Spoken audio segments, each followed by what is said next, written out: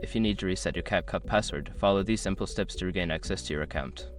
This guide will walk you through the process. Step 1. Open the CapCut app.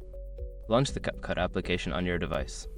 Ensure you are connected to the internet for the process to work smoothly. Step 2. Go to the login screen. On the main screen, tap on the option to log in. This will take you to the login screen where you can enter your credentials. Step 3. Select Forgot Password. Look for the Forgot Password link on the login screen. Tap on it to initiate the password reset process. Step 4. Enter your email. You will be prompted to enter the email address associated with your CapCut account. Input your email and submit the form to receive a password reset link. Step 5. Follow the email instructions. Check your email for a message from CapCut. Click on the password reset link provided in the email and follow the instructions to create a new password. Once you have completed these steps, you should be able to log into your CapCut account with your new password. If you encounter any issues, consider reaching out to CapCut support for further assistance.